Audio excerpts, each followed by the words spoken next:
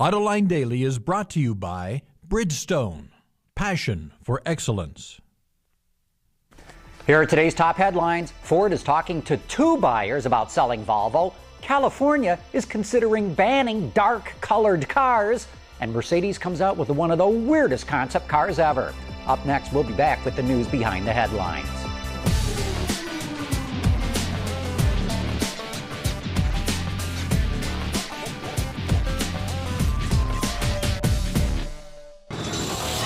This is Autoline Daily for Thursday, March 26, 2009, and now the news. Ford has 2 serious partners interested in buying Volvo, the Wall Street Journal reports. As we've been reporting here for months, Chinese automaker Geely is very interested in buying Volvo, as is a consortium of European investors. A sale of Volvo would give Ford more cash to make sure it doesn't have to turn to the government for help. And speaking of Ford, it's going to add a new member to its board of directors. Richard Gephardt, former congressman from Missouri and the former majority leader in the U.S. House of Representatives. He was also a strong supporter of unions, so undoubtedly the UAW will look favorably on him joining the board. Also joining the board is Anthony Early, the CEO of the DTE Energy Company. You're not going to believe this story. Autoblog reports there's legislation in the works in California to ban certain colors of cars, all with the goal of reducing tailpipe emissions.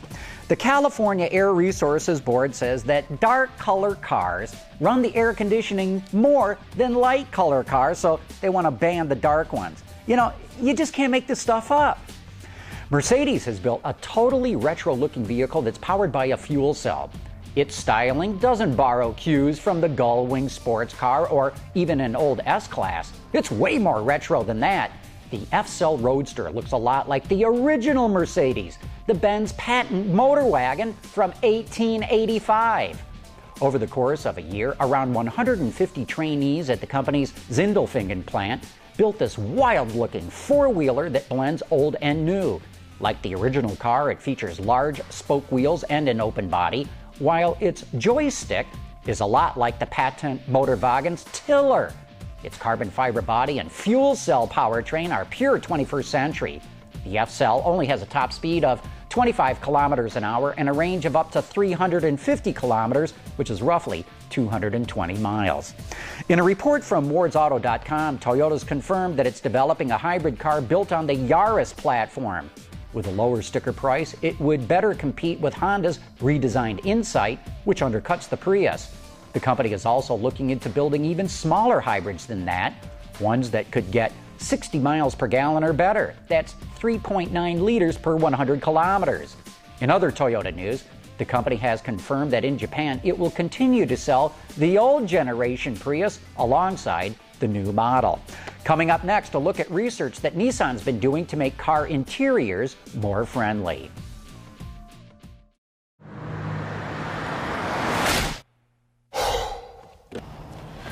Changing tires out here could be dangerous, but with these tires, I don't need to worry.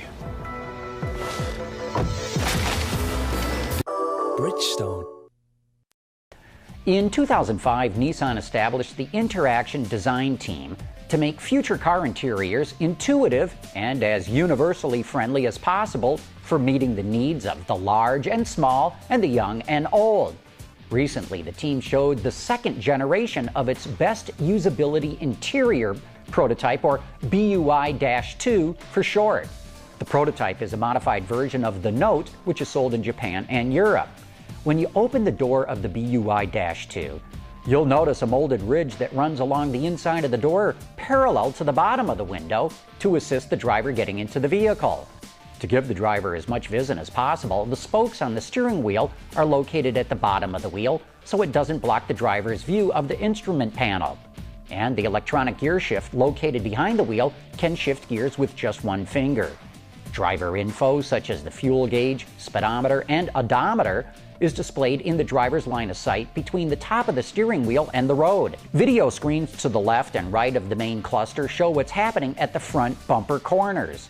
To make opening the door easier, the oval-shaped door handle is designed so it can be grasped from several different angles.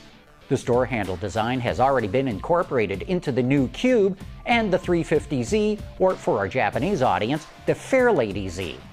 The BUI2 also incorporates a few convenience features that are different but kind of neat. The bottom of the front passenger seat can fold up to hold items, such as a purse, so they don't go flying out of the seat when coming to a stop. It also features a cup holder that can slide for easier access or to create more room. You know, one more thing before we go today. We've got a special live webcast that you can watch tonight at AutolineDaily.com. And I'm sure you've seen the promos that we've been running at the end of the show, but I wanted to give you more information. I've invited Jason Vines, a former PR honcho, and Peter DeLorenzo from AutoExtremist.com, and Jeff Gilbert from WWJ.com, who will be joining us via webcam. We're going to be talking about some of the latest product news and issues from the past week and whatever else you want to talk about, so we're looking for your help.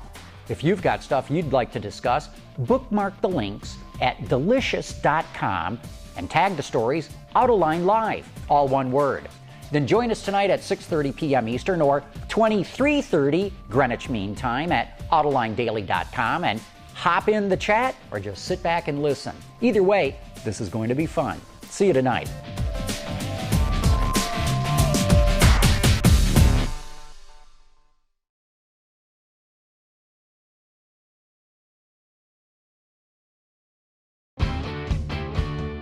Visit our website for even more great content all week long. Autoline Extra, Dawn's Journal, podcasts, and even more. So click over and get the inside view at AutolineDetroit.tv.